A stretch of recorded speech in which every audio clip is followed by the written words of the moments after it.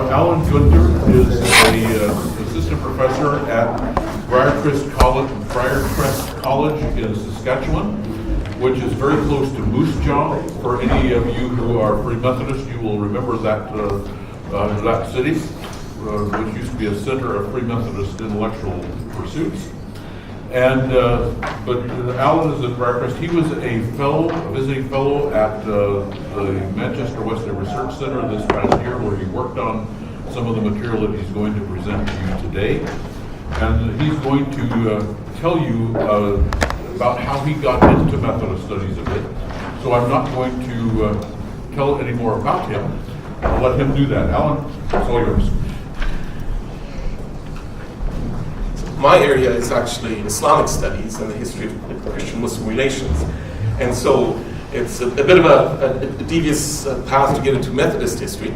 But when I started teaching at Briercrest, I joined the Free Methodist Church in Moose Jaw, which David has already mentioned, and then of course became interested in its history and the broader Methodist history. And I've been working on basically North India, Christian-Muslim relations there, the history of Islam in North India, and of course that's where the Methodist Episcopal missionaries were very strong. And so as I was, it was actually 2 summers ago when I was at Drew University looking at some of their archives, that I began looking at the hymn books published by the Methodist Episcopal missionaries in Asia, in specifically India. And then last summer up in Manchester, using the John Reinald's library, looking at the British hymn books. And so that has continued to develop. And I've been fascinated especially with the hymn books published by Methodists in other countries. And so we'll kind of deal with that in our topic today. So the title I owe to David as well. He suggested that I talk about the network, the global network of Methodist music. I'm not familiar with network theory yet. I'm learning a bit, but what I've seen certainly meshes with my own ideas as well. The global network of Methodist music is part of the larger question of how a movement, such as the one started by John and Charles Wesley in the 18th century, could expand beyond its geographical and cultural context to become the global movement it is today. More specifically, how could an element such as congregational singing, which would seem to be very rooted in a particular culture, transcend that context successfully and take root in a foreign geographical and cultural context?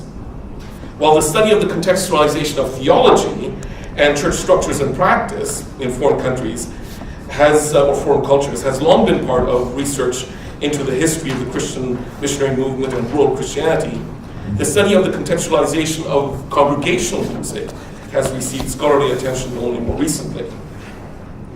In their introduction to the book, Making Congregational Music Local in Christian Communities Worldwide, Ingalls, Riegersberg, and Chernin offer an analysis of how scholars have viewed indigenous cultures, particularly with reference to their music. They distinguish the categories of enculturation, contextualization, and indigenization. And I like the way they break it down. They said enculturation is the work of ecclesial authorities guiding the translation of essential doctrines and irreplaceable elements of the liturgy into indigenous culture, and an approach favored by Roman Catholic theologians.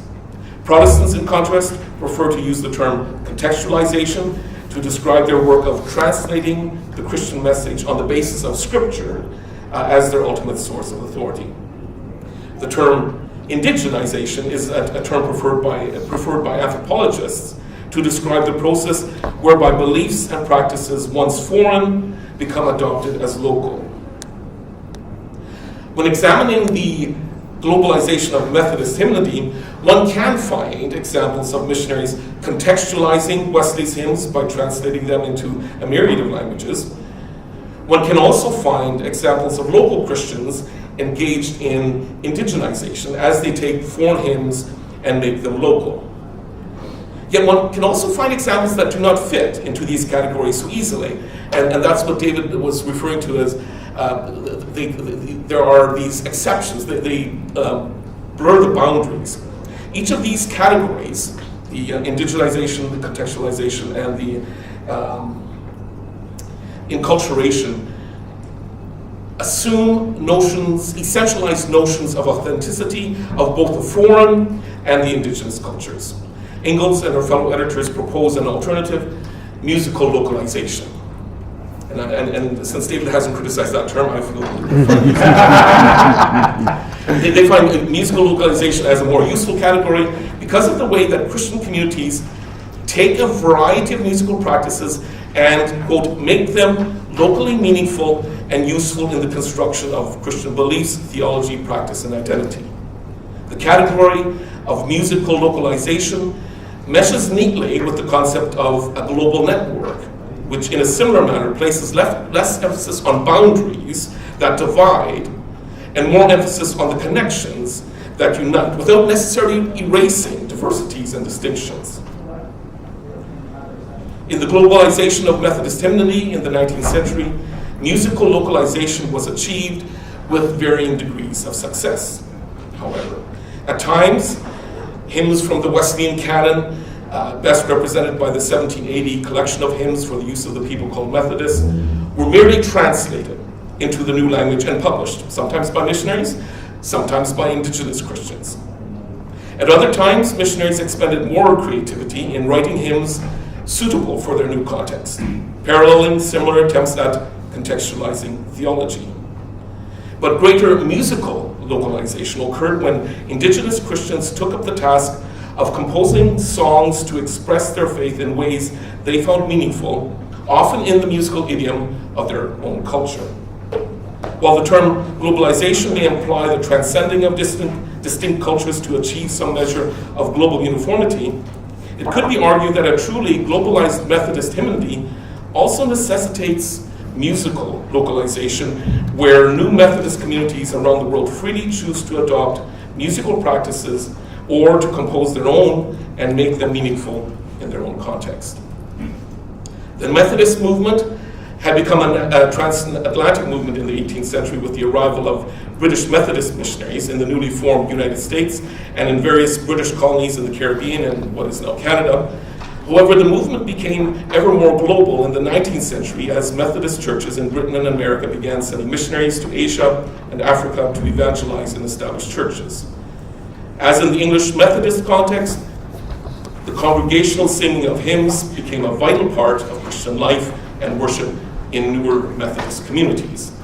The publication of hymn books both assisted and guided this practice in that those songs which the local congregations were already singing were put into print and making them more permanent, and songs that other congregations had found meaningful could be introduced and taught to a new audience. And so we'll look at 3 areas of the world. We'll look at the Caribbean, then South India, North India, and then Canada to round it off. So starting off from the Caribbean, one of the first regions outside of Britain and North America where Methodists went as missionaries was the Caribbean islands. Thomas Coke, the father of Methodist missions, had toured this region in the 1780s and had been impressed with the spiritual needs of the African slaves. However, in places such as Jamaica, Methodist preachers were not welcomed, and both the Kingston City Council and the Legislative Assembly of Jamaica passed laws restricting their preaching and forbidding the attendance of any slaves at their gatherings. When the missionaries attempted to abide by the law and restricted themselves to singing hymns and praying, they were nevertheless arrested. On one occasion, it was the teaching of a new hymn to young people of the congregation which had led to an arrest. The subversive nature of hymn singing continued in prison, where the missionary gathered other prisoners and led them in singing hymns until that too was forbidden by the authorities. Joshua Marsden was a missionary Thomas Coke had encouraged to leave England and engage in overseas missions. Marsden initially volunteered to serve in the British colonies of Nova Scotia and New Brunswick, arriving in 1800. 8 years later, Coke encouraged him to relocate to Bermuda to work among African slaves. Marsden represents a significant moment in the globalization of the Methodist hymn book by his production of hymns for congregations in missionary lands. His writings give perhaps the earliest account of a Methodist missionary composing songs for non-Western believers. In his collection of poetry, Amusements of a Mission, Marsden included 8 hymns which he had composed for, quote, people of color in the Somers Islands, unquote, who were not slaves and thus better educated than, quote, mere plantation Negroes, unquote. He noted that it was because he had no hymn books at the time that he had written these 8, as well as a few others, for their use. A dominant theme of most of the hymns is that Christ died for all, for the African as well as for the European, and that all are included in the invitation to receive his grace and become a child of God, echoing the universal call present in the hymns of Charles Wesley as well. And this is one of a couple of verses from one of his hymns. There is mercy for all, Redeemer in thee, who come at thy call, the captive or free. God spreads a free table, and all may partake, the white man or sable, for Jesus' sake. Ye black men, draw near from African lands. He'll banish your fear and sweeten your bands. Though deeply oppressed with slavery's chain, our Jesus the blessed with smiles will sustain. Marsden promoted their equality before God and exhorted that efforts be made to communicate the gospel to them so that they might be redeemed by the blood of Christ and become the children of God. Unfortunately, the hymns that he wrote for congregations in Bermuda were not adopted by any of the congregations in Britain or America and don't seem to have been republished in any other hymn books, it would appear. Going over to India, in 1814, Thomas Cook set out on his final missionary journey, this time to begin the work of Methodists in Asia. While he did not complete the voyage, his fellow missionaries did, establishing mission stations in Ceylon, or Sri Lanka as it is now, and Madras, or Chennai. Elijah Hoole was one of the first missionaries to begin work in Madras, arriving in 1820. He studied the Tamil language and was active in translating both the Bible and hymns into Tamil. As early as 1824, he had begun translating the words of select hymns from Wesley's collection, but retained the English meter and of the songs as much as possible. He wrote, "We soon had the gratification of hearing our Tamil congregations at public worship utter the same sentiments and unite in the same melodies with our English congregations throughout the world." His first book of 73 hymns was published the following year, while he added another 30 to subsequent editions. Eventually, in 1881, the Wesleyan Methodists published a complete translation of the Wesleyan hymn book in Sri Lanka, incorporating the translations Hoole had made decades earlier. This work of translating the words of Wesley's hymns while retaining the English tunes was certainly instrumental in establishing a global network of Methodist music, creating, as Hoole had noted, unity among the Methodist congregations around the world. This continued to be a common activity which missionaries engaged not only in South Asia, but in other parts of the world as well. But although such translation gave a unity to the movement, it was deficient in terms of musical localization. But within the broader Tamil church in particular, at that time, the use of indigenous musical forms to express devotion to Christ had been growing for some time. Through the work of German Lutheran missionaries, a Tamil church had been established in southern India early in the 18th century. In addition to the hymns translated by the missionaries and converts, Tamil Christians had begun composing devotional songs referred to as lyrics, using their own musical forms. By the late 18th century, these lyrics, as well as other hymns composed by Protestant Tamils, were being sung as part of church worship. But it wasn't until the middle of the 19th century that these songs by Tamil Christians began to be published together with the translated hymns in the songbooks used by Tamil congregations. And even then, the foreign missionaries encountering these lyrics were divided in their opinion as to whether they should be used in the church at all. Some considered their association with Hinduism to be too strong to permit adaptation to Christian themes. Others considered them to be inferior musically to the great tradition of European Christian music.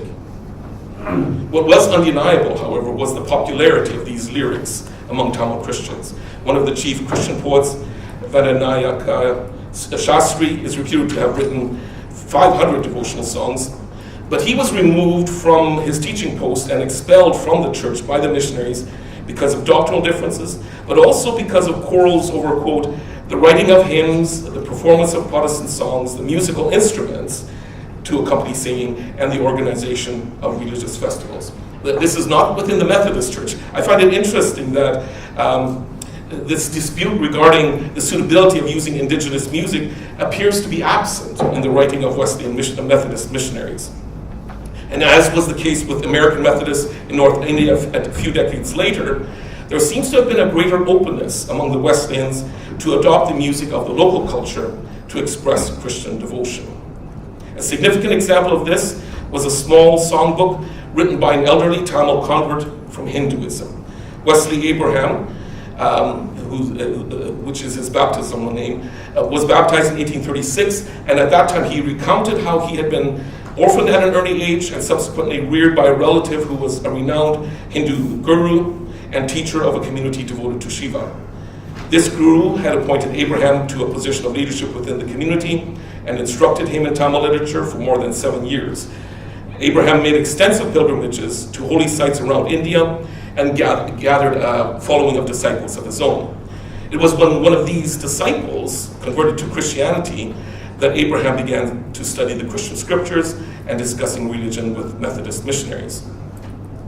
A song he wrote as a testimony of his conversion was sung at his baptism and was subsequently published along with 4 other songs. These songs of praise presented the testimony of Wesley Abraham, contrasting his life as a Hindu guru with his salvation in Jesus Christ. The first song consisting of 33 couplets detailing his former religious practices, counterbalanced with the deliverance he had experienced in Christ. Along with being poetic expressions of praise and testimony, these songs were also an evangelistic tool, inviting others to forsake heathenism, and a tool for teaching basic Christian doctrine. The influence of Wesleyan teaching on entire sanctification is evident in one of the verses, and this is from his 3rd song. Through the baptism of the Holy Spirit, sin will be abolished, and that Spirit will discover to us the love of the eternal Son, in order that we may devoutly worship him, and shew us even heaven itself. That Spirit will dry up the sources of sin and change the heathen affections of the heart, and at last receive the pure into the shining heaven from whence all sins of our nature will be excluded. This collection of songs proved immensely popular in Tamil communities throughout South India and Sri Lanka, and quickly went through several editions. Within a few years, 100,000 copies had been printed and distributed. And it wasn't just by the Methodist missionaries, others were requesting it as well. And so, considering this as one of the early songbooks, very highly sought after. While Wesley Abraham exemplifies the indigenization of Christian song, I have not been able to determine whether his songs were subsequently included in the hymn books for use for congregational singing, or whether they remain primarily an evangelistic tool for the Tamil communities. Another Indian Christian who made a vital contribution to Methodist hymnody, this time in the Kannada language, was Abijah Samuel. He came from Bangalore, where his parents had been among the first fruits of the mission work. In addition to his native Tamil, Samuel had become fluent in the Kannada language and was appointed as the first Indian Methodist minister among the Kannada people in 1860, and made a significant contribution to Christian literature in that language. In addition to several tracts, a manual on preaching, and a biography of John Wesley, he composed and published a hymn book, Christian Lyrics, consisting of songs adapted to native tunes. As in other parts of India, these songs, written in the local musical idiom, became the preferred expression of the people's devotion. The missionary who wrote a glowing obituary of Samuel in 1879 commented, "These lyrics are now common in use and are extremely popular, far more so than the hymns in English meters." It was not seen as a rival or alternative songbook, but became a supplement, bound up in 1881 with the Canaries hymn book of translated hymns used by the Wesleyan and London missionary societies. So Abijah Samuel represents another phase of the global extension of the network of Methodist music, in that he, as a Tamil Methodist, wrote songs for Christians in another Indian culture in the Kannada language and utilizing indigenous music. Now we'll move to North India. In the second half of the 19th century, the Methodist Episcopal Church in the United States began its missionary work in South Asia, choosing to focus on the Urdu-speaking people of North India. The first two publications produced by the printing press the missionaries had established were a catechism and a hymn book in the Urdu language. Emily Jane Humphrey, who along with her husband had arrived in 1857, the second year of the mission, was the key person in translating hymns and composing original songs for the hymn book. This work of translation reflects the pattern noted earlier, that of missionaries taking the hymnody with which they were familiar and translating the words of the hymns into indigenous language while retaining the musical forms of their own culture. However, within 30 years of that first publication, the American Methodist Mission published another hymn book which represented a much greater degree of musical localization. The Book of Songs of the Indian Hindustani Church, published in 1890, contained not only hymns but also Sunday school songs, bhajans, and ghazals. The section of hymns included those which had been translated or written by Emily Humphrey, but also many more that had been written by an Indian Christian, Isaac Fieldbrave. By his own testimony, Fieldbrave began preaching at the age of 19 and experienced a clear conversion 2 years later, which I find interesting that he would write it as such. He began preaching at the age of 19 and experienced a clear conversion 2 years later in 1869. He was ordained a deacon in 1874 and an elder in the Methodist Church in 1877.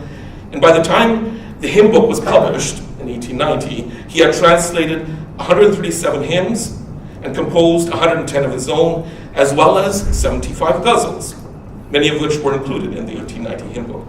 His translation of English hymns went beyond the simple, wholesale adoption of a foreign hymnody.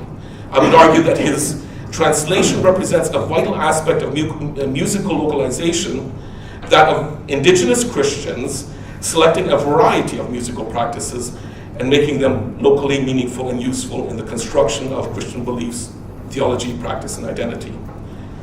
This is evident in that Fieldbrave did not restrict himself to hymns found in the official hymn books of the Methodists, but chose songs from books published by the Methodist songwriter Ira D. Sankey and by the Epworth movement. And so even though these are English hymns that he's translating, it seems that he's selecting ones that he finds meaningful and not restricting himself to the official hymn books.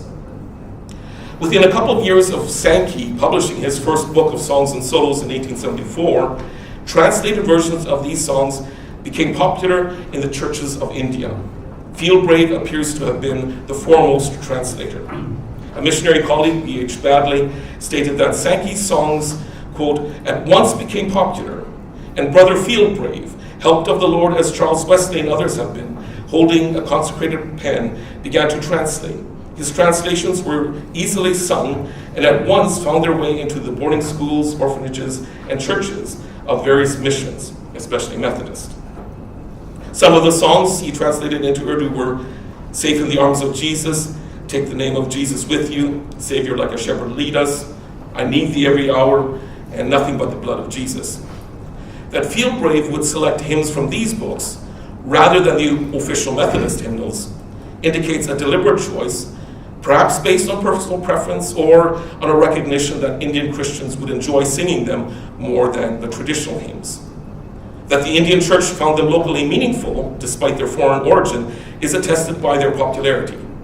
Badley, writing around 1888, states, at present, these imported hymns have taken such a hold on the heart of the native church that they threaten, in some quarters at least, to supplant the Hindustani, bhajan, and ghazal.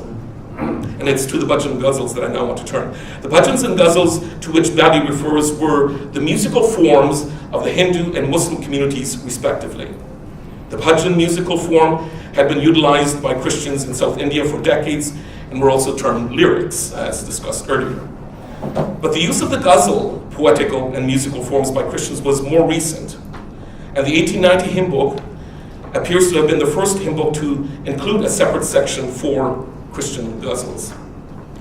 In the royal courts of the Muslim princes in North India, the ghazal flourished as an art form in the 18th and 19th centuries. It is not surprising then that a convert from Islam, whose father was a physician in the courts of Abd, Shuja Ali, was the pioneer in the use of the ghazal form to express Christian devotion. Though he was ordained by the Baptist and ministered in the region of Bengal for 40 years, many of his compositions were included in the hymn books published by the Methodists, as well as other missionary societies. However, for Isaac Fieldgrave, born of Christian parents, to compose numerous songs in this genre demonstrates once again effective indigenization, or more specifically, the effective localization of congregational music.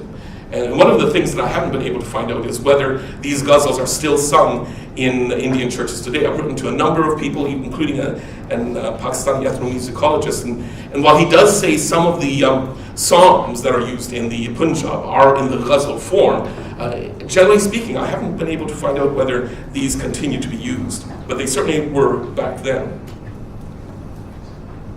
The translation of Sankey's songs by Fieldgrave demonstrates that the network of Methodist music transcended the familiar pattern of European and American missionaries taking their hymns overseas and translating them for use by Christian communities in other cultures. Sankey had introduced the singing of gospel hymns in Britain when he accompanied D.L. Moody on evangelistic tours to England and Scotland.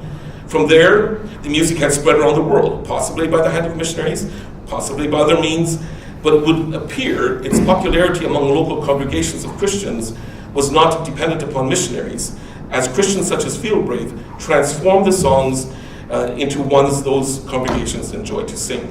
Now, I have found a Japanese Christian from this time who did not like Sankey's music, and so he preferred the European classical music, but that is an exception. It seems that otherwise these were popular in other parts of Asia as well. The Methodist Episcopal missionaries, as active members of the congregations of North India, did not limit their efforts to the translation of foreign hymns.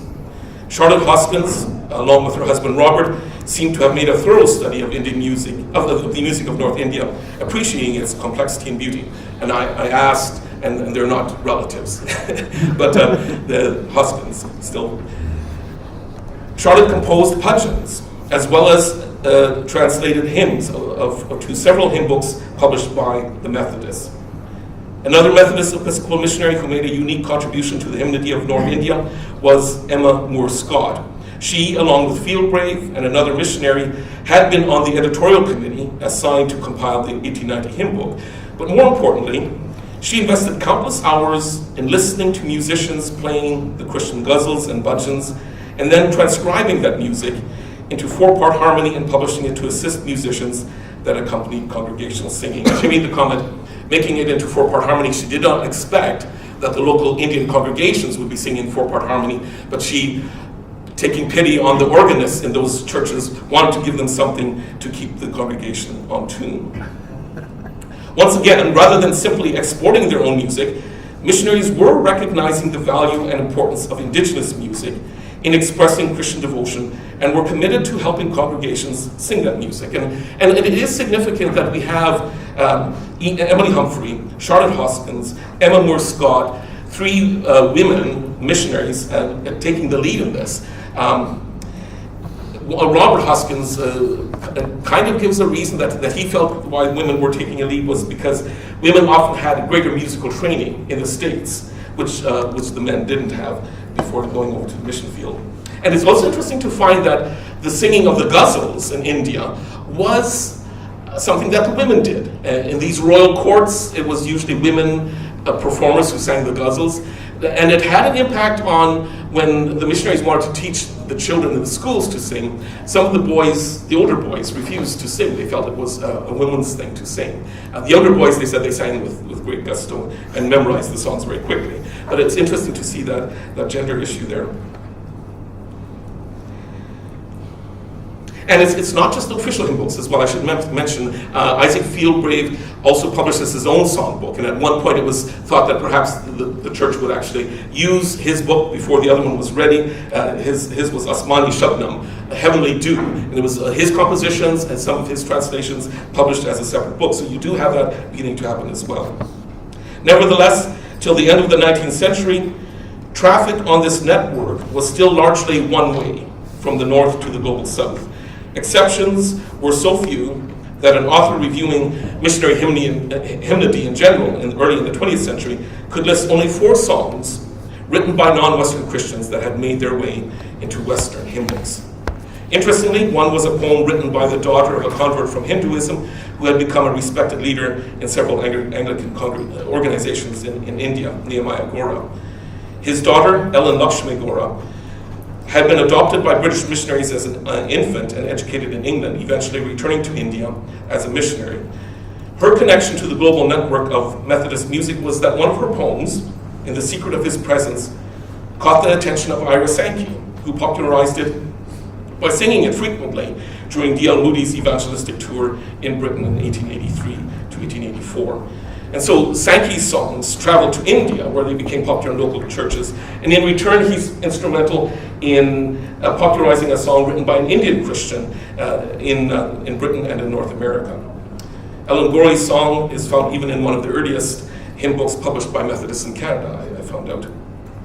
But this movement of songs from Global South, or whatever term you want to use, to find them in hymn books in Britain and North America takes much, much longer. And the one that perhaps some of us might be familiar with is I Have Decided to Follow Jesus, which was an Indian tune from northeast India that made its way. But the first time it seems to have been published in North America is a Free Methodist hymnal from about the 1951.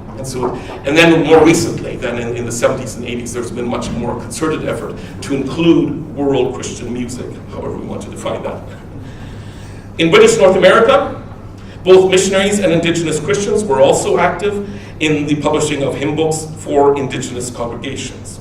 A key contributor was Peter Jones, the grandson of a Mississauga chief. Jones was reared within the Mississauga culture, gaining a reputation of a skillful hunter. At a Methodist camp meeting in 1823, he was converted at the age of 21. He immediately began teaching and preaching, vowing a year later to devote his life to missionary work, and soon had converted half of his band to Christianity. He would eventually be elected by one of the Mississauga bands to become one of their chiefs. In 1827, he was received on trial for Methodist itinerancy, and that year was also when he published a collection of Sunday school hymns he had translated, followed soon after by his collection of hymns for the use of native Christians in the Chippewa tongue. He published a much larger collection of translated hymns in 1840, which was then repeatedly republished in a number of different editions for the use of Ojibwe First Nations, which included his Mississauga Nation. The hymn book appears to consist entirely of translations of English hymns, with the Ojibwe and English versions printed on facing pages for the accommodation, Peter Jones stated in the preface, of our white friends who occasionally sing with us, as well as for educated natives who had expressed a desire to possess the hymns in both languages. The Methodist influence is seen in that the first song in the book is Charles Wesley's hymn, O for a Thousand Tongues to Sing. Peter Jones continued his missionary work among the Ojibwe First Nation, translating the scriptures into their language and becoming a fully ordained Methodist minister in 1833. As was the case with the hymn books published in North India by the Methodist Episcopal Missionaries, books edited by Peter Jones were printed with the Roman alphabet. However, an English missionary, James Evans, who had immigrated to Lower Canada in 1822, took a different approach. Like Jones, he had been converted at a Methodist camp meeting and was appointed to teach at a school for Indigenous children by William Case, the presiding elder of the Upper Canada district of the Methodist Episcopal Church. Evans chafed at teaching little Ojibways their language through the Roman alphabet and devised an alphabet that better expressed phonetics of that language. He would go on to publish hymn books not only in the Ojibwe language, but also in the related Cree language used in Western Canada. And in fact, his first two booklets of hymns in the Cree language, printed on his improvised press in 1841, were the first printed materials in the Canadian West. Once again, the boundaries between contributions by Indigenous Methodists and foreign missionaries are blurred as they work together to produce music that local congregations would find meaningful. A final example that illustrates this global network of Methodist music begins with Peter Jones, again, and John Sunday, who was another Mississauga chief and a Methodist minister, who traveled to Britain to stimulate interest in missionary work among the First Nations of British North America. One of those who heard John Sunday preach was a young man by the name of Francis Bottom. He was inspired to begin preaching, studying theology, and eventually to immigrate to Upper Canada, where he preached to Indigenous peoples. He did not last long in missionary work, but moved to the U.S., where he was admitted on trial in the New York East Conference of the Methodist Episcopal Church in 1850. In addition to his preaching ministry, he was active in writing hymns as well. He is the author of the Missionary hymn that begins, "O spread the tidings round wherever man is found, wherever human hearts and human woes abound, let every Christian tongue proclaim the joyful sound, the Comforter has come." Thus, Methodist ministers of the Ojibwe Church in North America traveled to Britain, where they inspire an Englishman to come as a missionary to Upper Canada, and he is inspired to write a missionary hymn that has been included in many hymn books around the world. And that's, so I could come back and look at those initial definitions, but I'll try to give you examples of, yes, there's indigenization, where indigenous Christians make their own music. You have contextualization, where missionaries translate, but the boundaries blur when you have some of these examples where indigenous Christians are using Western songs and making it truly their own, or they're writing within their own musical idiom. And missionaries get involved in understanding those local musical idioms to express Christian devotion as well. Okay, questions?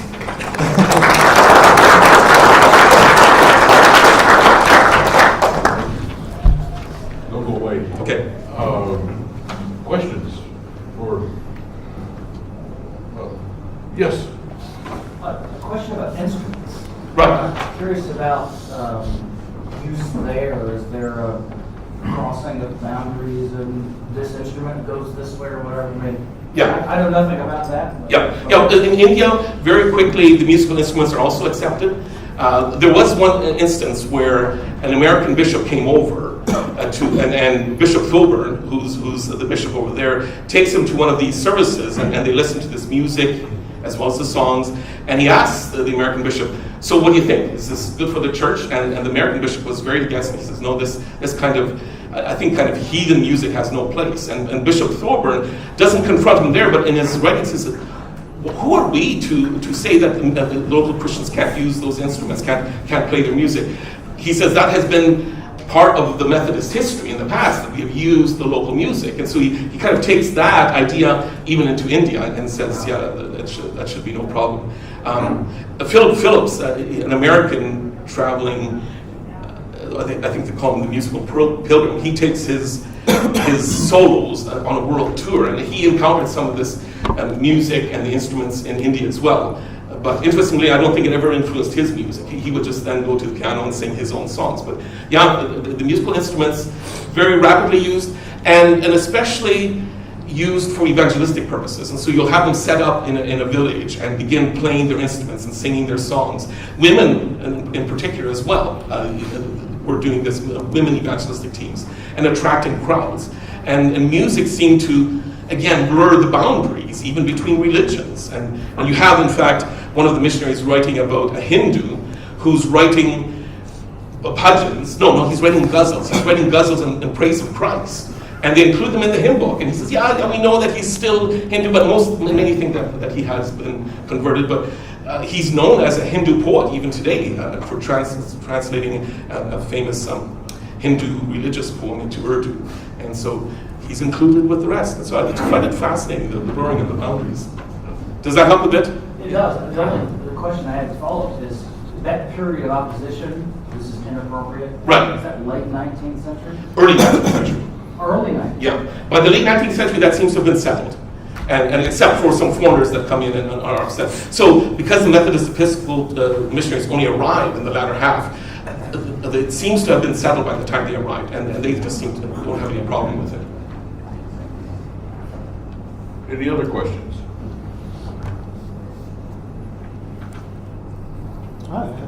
Yes. What's a ghazal?